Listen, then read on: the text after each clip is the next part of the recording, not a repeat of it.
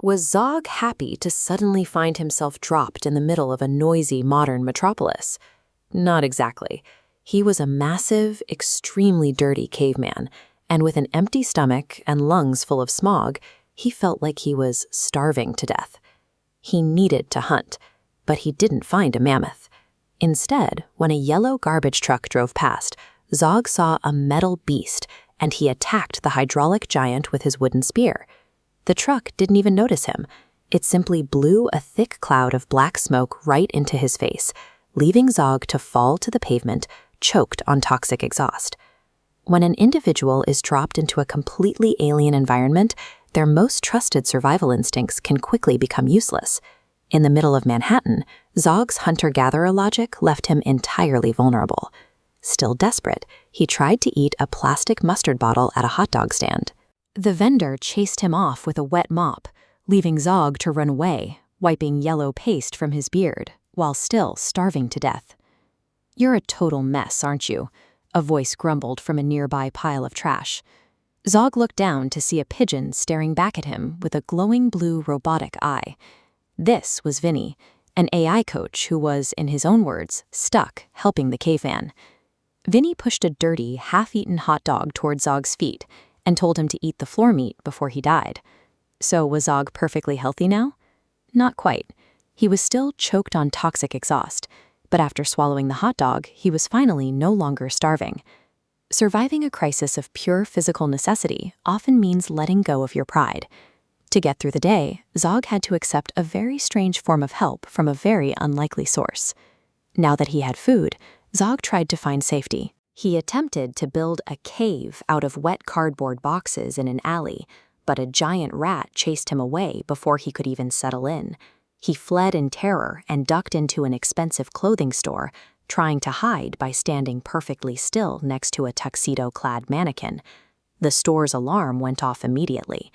As heavily armed guards closed in with electric batons, Zog fled in pure terror again. He grabbed a pink skateboard to use as a makeshift wooden shield and ended up rolling wildly down the stairs and into the subway. He got lost in the dark underground tunnels and finally managed to escape the guards. In the quiet of the subway, Zog finally felt protected from the metal monsters above. Finding physical safety in a modern city requires navigating a landscape of incomprehensible rules. For a caveman, Manhattan wasn't just a city, it was a maze of synthetic threats. But safety didn't bring him joy. Sitting in the dark, Zog realized he was completely isolated. He went back outside and tried to hug a bronze statue of George Washington just to feel a connection to something. The statue didn't hug him back, so he tried to be befriending some stray dogs. Instead of welcoming him into the pack, the leader bit his ankle, making Zog feel more alone than ever. Just as he felt like giving up, Vinny, the pigeon, landed on his shoulder. Despite the bird's sarcastic attitude, Zog patted its metal head and called the pigeon his new tribe, cementing their partnership with his robotic sidekick. Vinny decided to put Zog's aggression to work. Using his internal Wi-Fi, the pigeon marketed Zog as an elite fitness trainer in Central Park, where the caveman spent his days screaming at rich bankers and making them flip heavy rocks.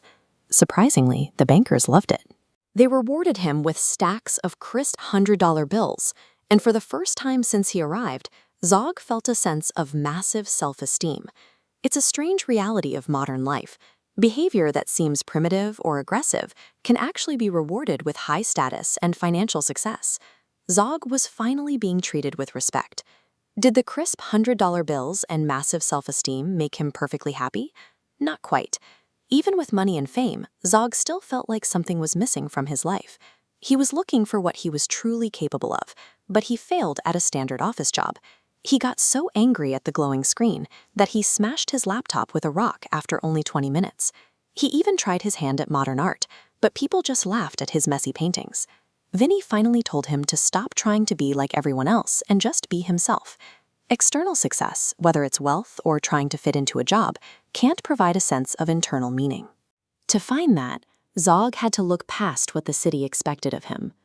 Zog bought high-quality paints and stayed inside his luxury apartment for 3 weeks. He stopped trying to impress the bankers and focused entirely on the work. He painted directly onto his wall, capturing the texture of ice and stone.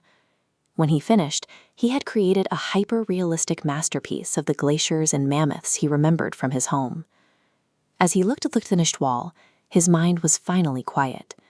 By creating something that was authentically his, he had discovered what he was truly meant to do. Zog sat on his sofa with his robotic sidekick, both of them experiencing a sense of total inner peace. Zog's journey shows that once the hunger stops and the threats fade, the final challenge isn't about gathering more money or fame. It's about finding the quiet space to finally express who you really are.